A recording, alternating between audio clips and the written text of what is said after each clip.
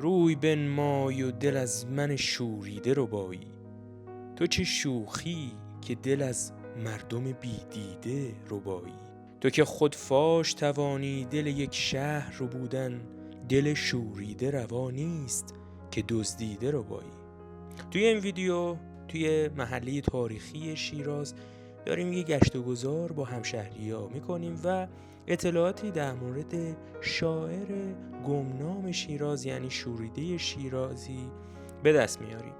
از چند محله معروف شیراز رد میشیم و میفهمیم خانه سعدی کجا بوده و شیرازی‌ها در قدیم الایام بالای سردر خونه‌شون چه چیزی مینوشتن. تا انتهای ویدیو با من همراه باشید. ضمن عرض سلام خدمت شما عزیزان، خیر مقدم عرض میکنم. خیلی خوشحالم که در خدمتتون هستم. خب امروز توری که در واقع میخوایم اجرا کنیم با همکاری جناب آقای فرخ مهر، توری هست که در واقع تلفیق بافتگردی، آشنایی با بافت تاریخی و شوریده شیرازی هست. یعنی سعی میکنیم که در بین توضیحاتی که در بافت داده میشه به شوریده بپردازیم. شوریده کی بوده، شخصیتش به چه صورت بوده و اینکه در چه زمانی زندگی میکرده و همینطور یک سری داستانهایی که براش اتفاق افتاده و در بافت تاریخی بوده و ما میتونستیم مکان نمایش رو در واقع مشخص کنیم، مکانشون رو به عرضتون برسونیم. اسم خودش رو میذاره شوریده، به دنیا میاد و در 7 سالگی به خاطر یکی از همون بیماری هایی که اون روزها به خاطر کمبود بهداشت خیلی فراگیر بوده توی فارس و بقیه کشور، به خاطر بیماری آبله چشماش از دست میده. از همون 7 سالگی نابینا میشه و به خاطر هوش و ذکاوت بالایی داشته که داشته و قریحه شعری فوق‌العاده‌ای که داشته، با همون گوش دادن میتونه خودش رو به مدارج بالا برسونه، با زیر دست اساتید برجسته‌ای و همچنین در مکتبخانه ها تحصیل میکنه. قریحه شعرش رو در واقع گسترش میده. حالا از کوچیکی با پدرش، بعد دوباره 9 سالگی یا 11 سالگی پدرش هم فوت میکنه، بعد با داییش بوده، همون داییش هم بعد از چند سال فوت میکنه و شوریده میمونه و خودش. حالا این شوریده تو دوره نوجوانی جوانی میاد اون طبع شعر خودش رو گسترش میده. کسایی که خیلی روی شوریده تاثیر گذاشتن اشعارشون یکی حافظ و علل خصوص شیخ سعدی بوده که خودش در اشعارش میگه من سعدی دومم، یعنی اینقدر اعتماد به نفسم نسبت به خودش داره. همینجا خب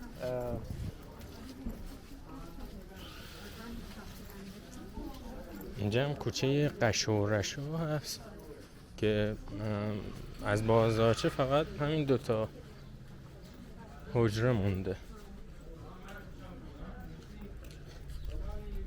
فکر کنم میخوام توضیح بدم. اومدیم به بازارچه قشو و رشو رسیدیم. اینجا بازارچه قشو و رشو، کوچه قشو و رشو این کوچه بنبستیه که این پشت میبینید. حالا احتمالاً این قشو و رشو ربط داره به صنعتی که خاندان بیات داشتن که این پشت زندگی میکنن که اسب پرورش میدادن. قشو به معنای شونه زدن بدن اسب، رشو هم به معنای تمیز کردن سم اسب.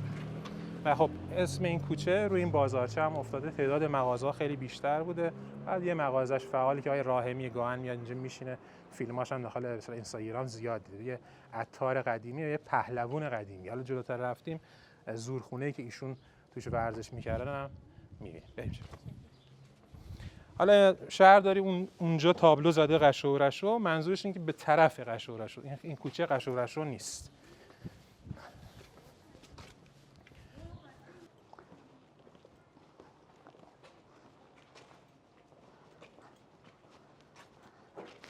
برم دوستان داخل اتاق بفرمایید.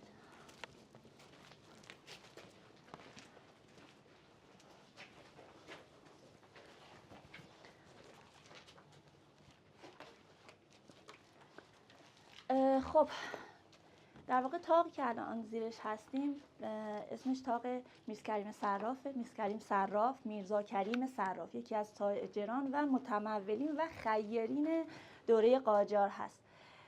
که حالا اسامی دیگه هم داره، مثلا مثل طاق طباطبایی و جدیداً هم اسم دیگه‌ای گذاشتن روش که طاق انجمن هست، چون که انجمن دوستداران میراث فرهنگی و گردشگری فارس یه سری جلساتشون اینجا برگزار میشد و به همین خاطر اسمشو خودمون گذاشتیم، حالا هنوز رسمی نشد.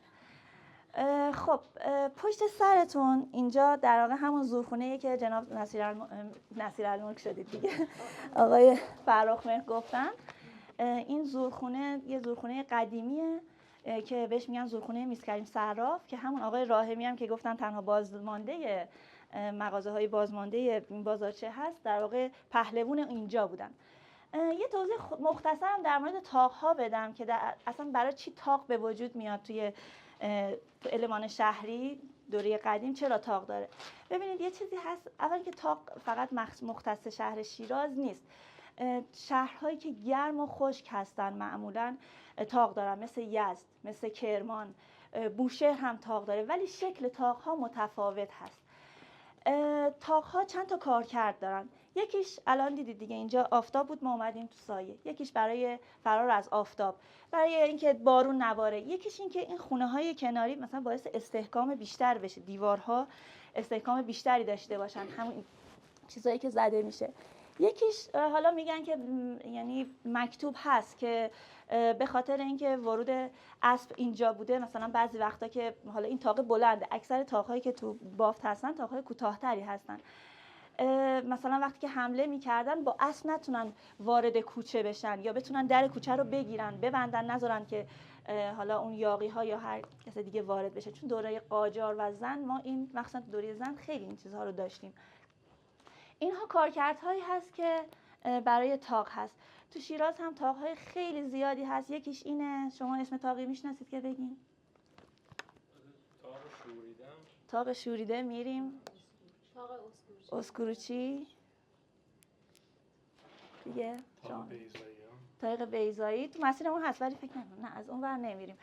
طاق‌ها طاق عسکری، رضا آبنباتی، حتی اسم جدیدشه. ببینید یه چیزی هم بگم، مثلا بعضی جاها ممکنه چند تا اسم داشته باشه که بنا به تاریخی که گذشته مثلا اسمش تغییر کرده. مثلا اول اسمش اینجا میرکریم صراف بوده، بعد شاید شخصی به نام مثلا طباطبایی اومده اینجا و اسم طاقو به نام اون گذاشتن. پس ممکنه مثلا ما بعضی طاقا داریم که خب ببینید شوریده 3 تا پادشاه قاجار رو به چشمش میبینه: ناصرالدین شاه، مظفرالدین شاه و احمد شاه. با 3 تاشون هم روبرو میشه و باهاشون صحبت میکنه، از همشون هم صله دریافت میکنه، همشون هم بهش لطف دارن. چرا که شعراش خیلی، حالا من شعرایی گفتم که داستانوار، یه سری شعرایی داره که هزلیاته، کلا خنده داری. یعنی یکی از اشعارش که مثلا مثل قصیده حماریه در مورد الاغه، کلا آره الاغشو میگیرن شعر میگه، بهش الاغ هدیه میدن شعر میگه، الاغش قدش کوتاه شعر میگه. خیلی جالب، خیلی هم قشنگ با کلمات بازی میکنه. یکی از ویژگی‌های اشعار شوریده اینه که در قصیده‌گویی بسیار متبحر بوده و همیشه سعی میکرده قافیه‌های سخت برای اشعارش انتخاب کنه. حالا چند تاشو توی مسیر میخونم براتون.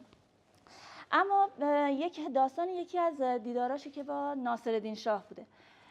شوریده با نظام السلطنه مافی که در واقع از خاندان لور بوده، از ایلات لور بوده و یکی از حاکمان فارس بوده در دوره قاجار، با هم در ارتباط بودن و دوست میشن و رفیق شبفیقش میشه که آقای امداد فکر میکنم تو کتابش میگه رفیق گرمابه و گلستانش میشه کلا. بعد اینها میرن راه میفتن میرن تهران و از اونجایی که طبع خیلی بلندی داشته خودش نمیره سمت شاه، میگه من تا دعوتم نکنه شاه نمیرم. کی؟ ناصرالدین شاه میاد دیگه، از بس که همین نظام السلطنه مافی ازش تعریف میکنه، از قصیده حماریه‌اش یه قسمتیشو براشون تعریف میخونه و اینها خیلی خوشش میاد. میگه اینو دعوت کنید بیاد اینجا. دعوتش میکنن و این قصیده رو میخونه. اصلا میگن که خیلی خوشش میاد و اینقدر خوشش میاد میگن خب این قصیده رو که گفتی یه قصیده دیگه هم همینجا بگو. همونجا یه قصیده خیلی زیباتر به شاه میده در مدح شاه. شاه بهش صله میده، خیلی تحویلش میگیره و از اونجا به بعد در واقع خب ببینید رفته با شاه مملکت دیدار کرده، شاه هم مورد تفقد قرارش داده. خب دیگه خیلی چیزش اون طبقه اجتماعیش میره بالاتر. همونجا بهش املاکی که مال کومر سرخیه، بورنجون یا بورنجان، یه روستای بورنجان رو به عنوان تیول بهش میده که از اونجا وضع شوریده عوض میشه، وضع مالیش عوض میشه. وضعش که عوض میشه، خونه پدریش که گفتم کجا بود؟ آفرین، دروازه کازرون، که بعداً یه بخشی از سنگ سیاه شد، عوض میکنه. حالا امروز میریم ان میره به سمت همونجایی که سر باغ هست. حالا البته نمیتونیم بگیم، حدود سر باغ و سنگ سیاه هست. اونجا یه خونه میسازه و دیگه زندگی میکنه. این دیوارو هم کم انداخته بود یه مدت پیش، ولی چند هفته پیش ریزش کرد، برای همین مسدود شده. به خاطر همین باید دور بزنیم، چون مسیرمون اینور رفت، باید بریم از این بر.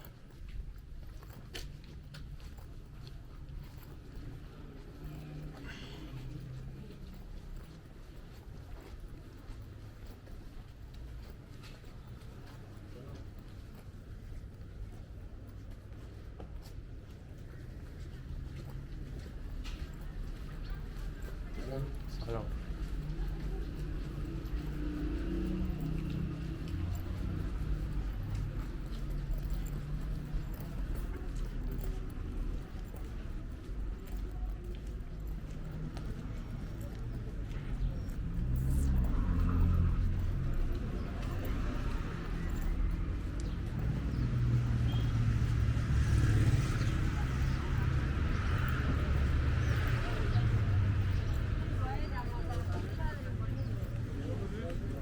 اینجا خیابون لطفعلی خان زنده که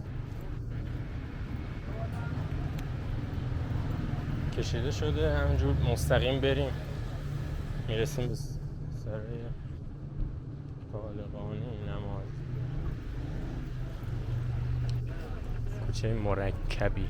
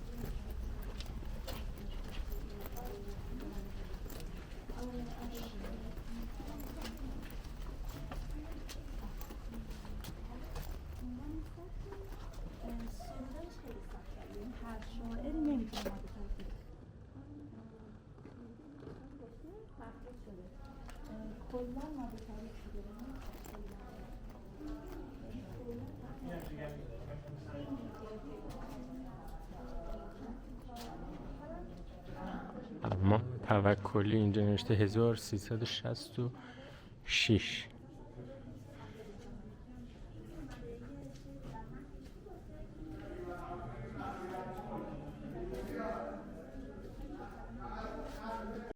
خب حمامی که الان هستیم حمام توکلیه. ما یه حمام هم داریم به نام حمام توکل، این دوتا اشتباه نشه. خب حمام توکلی تقریبا میشه گفت 200 سال پیش در زمان فتح علی شاه ساخته شده و کسی که اینجا رو میساخته از خاندان دشتکی ها بودن و پدر ایشون میرزا جانی فسایی بوده که خودش هم از مستوفیان زمان زند بوده، بعدش هم تو قاجار خدمت کرده.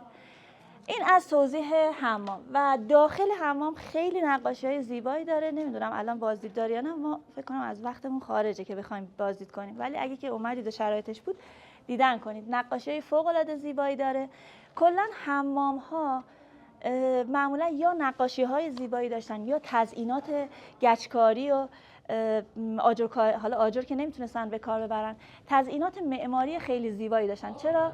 چون که باورشون بر این بوده که حمام گرمابه فقط برای پاکیزگی جسم نیست، بلکه برای پاکیزگی روح هست. به همین خاطر معماران در دوره‌های مختلف بعد از اینکه مساجد رو می‌بینید بهش بهترین شکل می‌ساختن و تزیینات زیبایی داشتن، حمام‌ها هم بسیار به تزییناتش اهمیت میدادن، چرا که برای تعالی روحشون هم اینو به حساب می آوردن.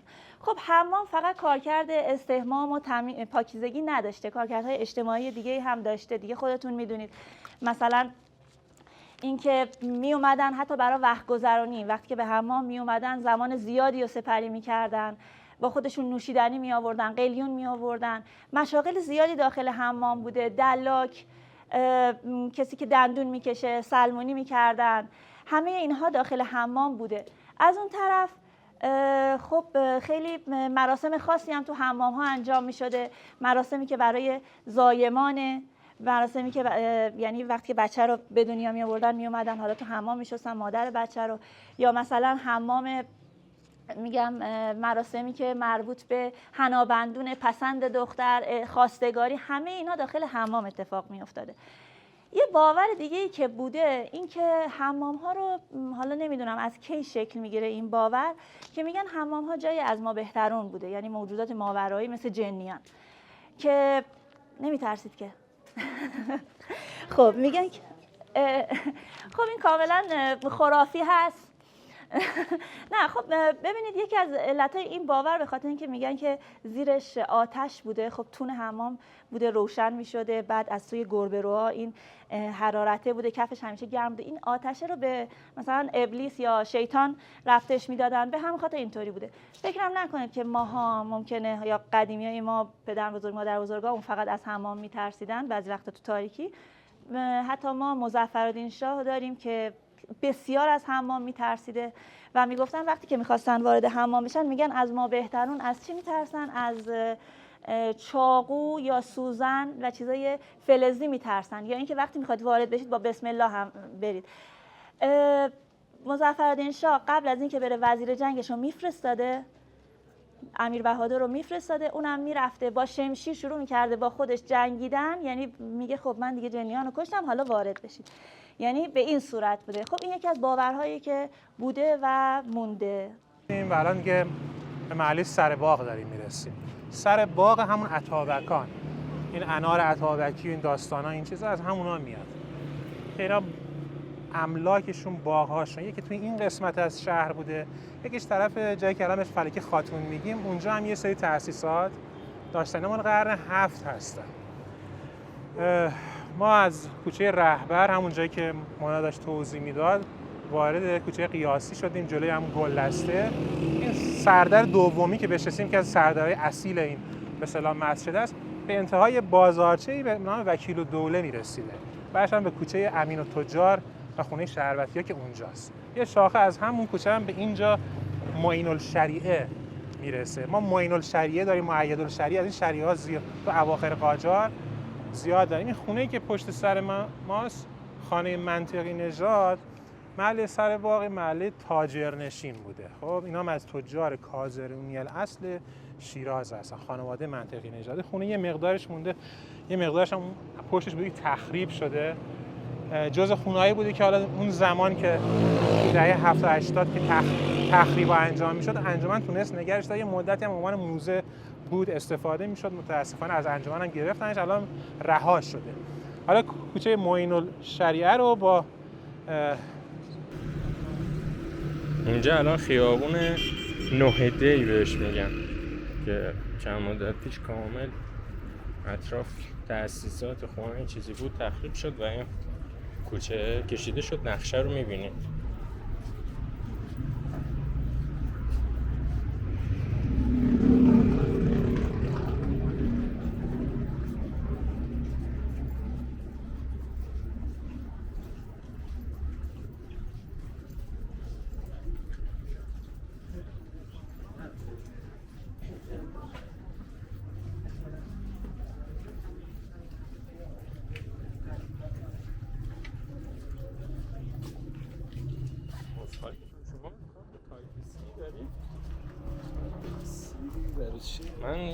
پاور بانک هم آوردم ولی فراموش کردم کابلشو بیارم. یه کابل اپل دارم. تایپ سی نداری؟ من کسی از بچه‌ها داره. پاور بانک گفتی؟ خب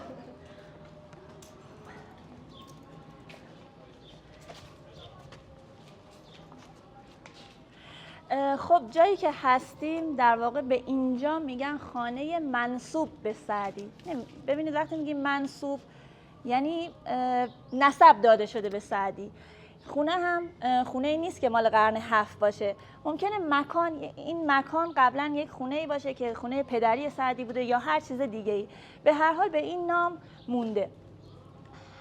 خب چرا حالا ما امروز اومدیم اینجا؟ به خاطر اینکه همونجور که خدمتتون گفتم سعدی آقای شوریده به شدت به شیخ اجل سعدی علاقه‌مند بوده و اونو الگوی خودش قرار داده بوده توی اشعارش و حتی در سالهای آخرش میاد تولیت آرامگاه سعدی هم به عهده میگیره، یعنی در واقع دولت بهش اینو میده که از اینجا مراقبت کنه و در نهایت هم وقتی که شوریده شیرازی فوت میکنه وصیت میکنه که همونجا برای خودش یه آرامگاه اتاقکی میسازه که اونجا دفنش کنن. اگه که تشریف برده باشید که حتما بردید سعدیه، یک قسمتیش رو میبینید که آرامگاه شوریده اونجاست. اما کوچه معین الشریعه رو گفتن آقای فرخمهر. ببینید معین الشریعه اگه اشتباه نکنم پسر امام جمعه فارس بوده در زمان امام جمعه شیراز بوده در زمان شوریده، احتمالاً شیخ یحیی. جالبه با شیخ یحیی مشکل داشته ولی با پسرش دوست بوده. حالا شاید بعد از فوت شیخ یحیی بوده، نمیدونم. ولی خیلی معین الشریعه به ایشون علاقه داشته که حتی خیلی هم تشویقش میکنه به ازدواج تشویقش میکنه و وقتی هم ازدواج میکنه بهش شال ترمه میده و اینا. شوریده میاد به خاطر این لطفی که براش کرده، به خاطر اون حمامی که ساخته بوده، چون معین الشریعه یه حمام داره. شما میدونید کجاست؟ احتمالاً یا تخریب شده، ما اطلاعی نداریم الان کجاست. میاد شاید یک قصیده‌ای سرایش میکنه برای همین آقای معین الشریعه که این حمام رو به پا کردن. اما بحث ازدواجش شد. ببینید یک بار شوریده یکی از دفعایی که میره پیش پادشاه ناصرالدین شاه میگه که خب من دیگه چند سال تهران بودم، میخوام برگردم، میخوام اگه بشه برم اونجا دیگه ازدواج کنم. ناصرالدین شاه میگه که تو که الان موندی بمون، ما چند روز دیگه جشن 50مین سالگردمون هست، 50مین سالگرد پادشاهی ناصرالدین شاه. میگه که بمون، یک قصیده زیبا هم برای من سرایش کن، بعد به قولن جایزت هم پیش من محفوظه، بعدش انشالله برو. همین میشه که شاعر داشته قصیده رو سرایش میکرده در مدح و تبریک 50مین سال که خبر میارن که ناصرالدین شاه در کجا؟ در شاهعبدالعظیم به دست کی؟ میدونید؟ کرمانی. آفرین، میرزا رضای کرمانی که یکی از شاگردان جمال الدین اسدآبادی بوده کشته شده. این قصیده خیلی قصیده جالبیه چون که یک تحول تاریخی توش روی داده.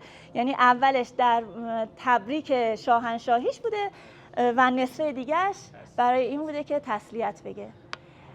بعدش هم که میاد دوباره چند سال ازدواج نمیکنه که به تشویق همین معین الشریعه ازدواج میکنه با یک بانوی ازدواج میکنه که نواده فتحعلی شاه بوده، اسمت الملوک، و 6 تا فرزند داشتن. 2 تاشون به رحمت خدا میرن همون اول، بقیه‌شون میمونن. از مهمترین فرزندانشون احسان شیفته، احسان فصیحی و حسن فصیحی هست.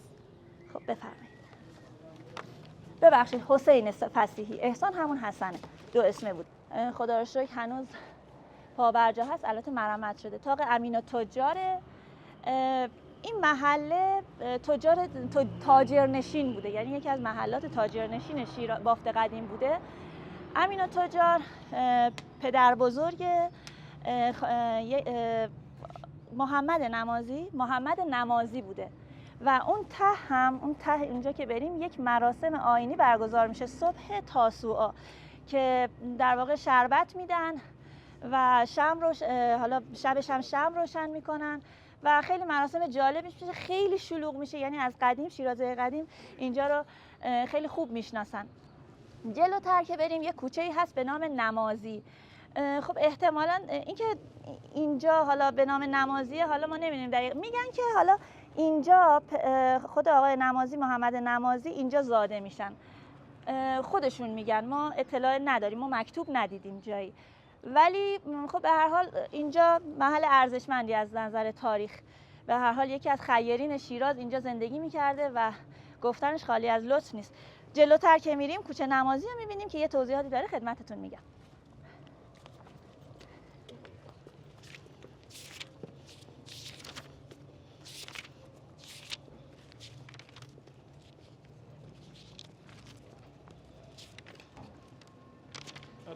کوچه امین التجار، کوچه رحمت.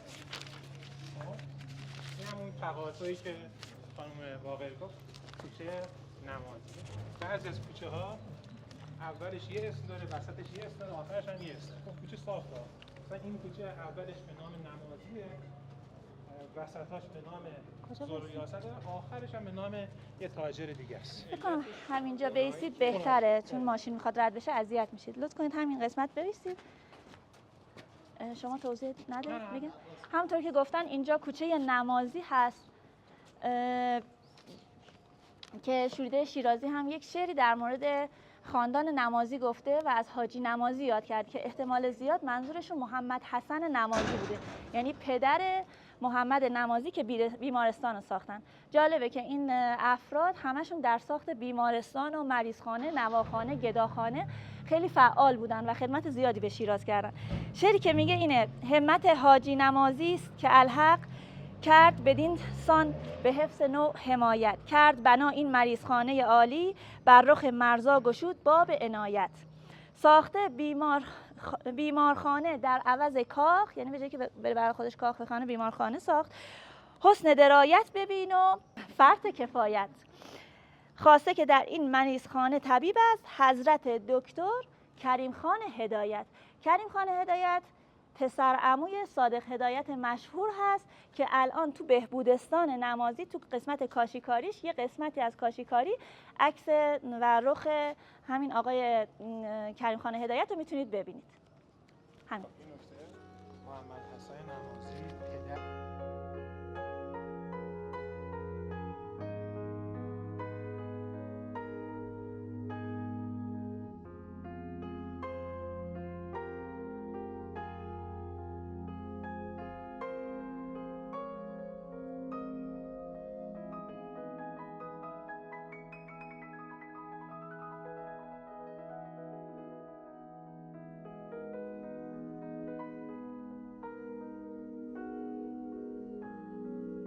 حکام شیراز میگیره که چون که میرن بهش میگن که شنیدی شوریده هجوت کرده، اونم تحت تاثیر قرار میگیره، میده شوریده رو تا میخوره فلک میکنه. بعد متوجه میشه که ای وای چه کار بدی کرده، چون شوریده اون موقع خیلی محبوب شده بوده و این داره به اون محبوبیت خود حاکمه ضربه میزنه. به همین خاطر میاد، به خاطر اینکه از دلش در بیاره اونو دوباره سله میده و بهش احترامش رو میذاره به قول معروف، و اینکه بهش لقب مجد الشعرا میده. مجد الشعرا لقب اولیه شوریده بوده، ولی بعداً وقتی که میره پیش ناصرالدین شاه، وقتی که ناصرالدین شاه از اشعارش خوشش میاد بهش لقب فصیح الملک میده. یعنی لقب نهایی شوریده فصیح الملک یا فصیح الملک. اسم شوریده خودش میگم پسرش تو دیوانش نوشته، به خاطر اینکه خیلی احوالات شوریده ای داشت در کودکی، مثلا که نابینا بوده، همیشه ناراحت، اندوهگین، گوشه عزلت و این حرفا، به همین خاطر این لقب رو خودش گذاشت، میگفت من شوریده هستم.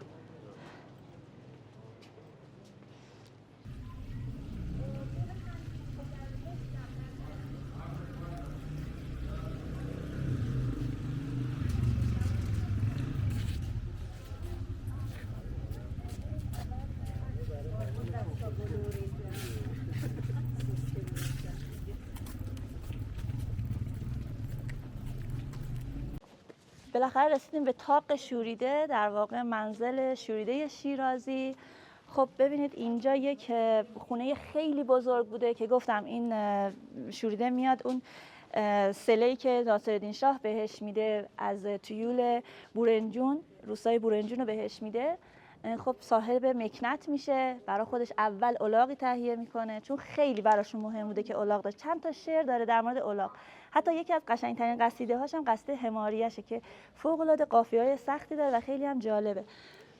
بعد اینجا به 3 تا خونه بوده که میگم یه خونه بوده که الان شده 3 تا خونه و یکیشو پروژه ایران مهر داره مرمت میکنه. حالا اینکه چقدر شبیه اون خونه اصلی باشه نمیدونم، ولی عکسای خونه شوریده از قبل هست که به چه صورت بوده. خیلی خونه زیبایی بوده، گچکاری‌های قشنگی داشته، کتیبه داشته. داخل روشنه؟ نه ببین این یه بخشیه، یه کمی چیزش نمونه. تاریخ خونش بوده. خونش رو سال 1318 میسازه و شعری که میگه این گداخانه من باشد بر احباب مبارک، یا باد بر احباب مبارک، و اینو به صورت یک کتیبه بالای خونش نصب میکنه و ما الان کتیبه ای نمیبینیم که حروف ابجدش رو در نظر بگیری همون سال 1318 میشه. این از این. بعد حتی مشکلاتی که با همسایه هاش داشته رو در قالب شعر در آورده. حالا به خاطر یه کمی نامناسب بود من اینجا نمیگم، ولی غیر از اون یک داستانی هست که وقتی این خونه رو میخره میسازه، خب خیلی ها میان مهمونی. خب اول سور ازش میخوان، دوستان بزرگان شهر اینا میان. خب اونم در حد وسعی که داشته پذیرایی میکنه. بعد 1 ماه میگذره، 2 ماه میگذره، هنوز دارن میان به مسخره بازی و شوخی و اینها.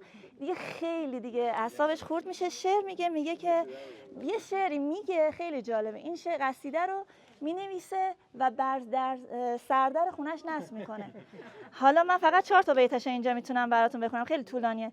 بالله این طرفه صنم بین که در این طرفه صنع چه ضررها که رسیده است به اموال انا یعنی من به عربی. من از این خانه خری هیچ ندیدم جز خرج، کاشم از پیش خبر کرده بودندی کهنه. احتمالا کهنه یک واژه شیرازی باشه، من نمیدونم. هر دمم زحمت خیلی است که پولت خیلی است. خب خیلی است که خیلی است، شما را سننه. این شعریه که میگه و خیلی طولانی تره و سردر خونش نصب میکنه. حالا اینکه در خونش دقیقاً کجا بوده خانم قربان شما میتونید، چون که تو بافت فعالیت دارید میگم. یعنی همین اخیراً؟ آره نه دری که از در اصلیش ما نمیدونیم. من از اون رفتم داخل، خب که حالا ورودی داره. یکی از خونه‌های قاجاری بسیار زیبا، یعنی واقعاً اصلا حرف نداره. به نام خانه مدرسی هست که حالا اگه یه بار تونستید، فکر کنم افغانی هستن که اینجا زندگی میکنن، الان دیگه نمیدونم هستن یا نه. اتفاقا خوبم تقریبا نگهداری میکرد، سعی میکردن، یه آگاهی هایی داشتن ازش، از این قضیه که باید خوب نگهداری کنن. بعد تزئینات رو میبینید به چه زیبایی هست. ولی غیر از این تزئینات، یه تزئیناتی هست که روی چوب در واقع کار شده. ما اینو در سردر خیلی از خونه‌های شیراز میبینیم که نشونه مهمون نوازی و طلب رزق و روزی هست در واقع. گشاده باد به دولت همیشه این درگاه، به حق اشهد ان لا اله الا الله ان المتقین فی جنات و عیون ادخلوها به سلام آمنین. این شعریه که ما خیلی جاها میبینیم. یکی از جاهایی که خیلی برجسته هست که میبینیم این شعر رو، نارنجستان قوام هست. حالا اگه رفتید داخل وارد شدید اون بالا میبینید این شعر رو. خب بفرمایید. اینا هم زدن که دیوار نریزه مثلا. یعنی اینم در همونجا بوده؟ نه. آخ. اضافی بوده. این خونه عبداللهی. این؟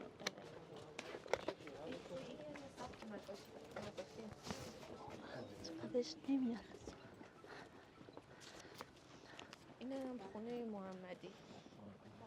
این صفتیه؟ دوستان اینجا هم یکی از حمام‌های قدیمی بوده به نام حمام شبک. این هم ایران شهره؟ آره محمدی، راشد عبداللهی. اینم انتهاش خونه کی بود؟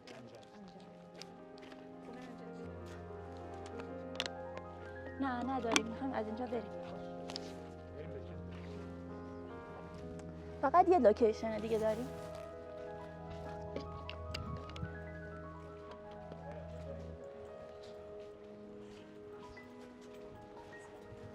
وارد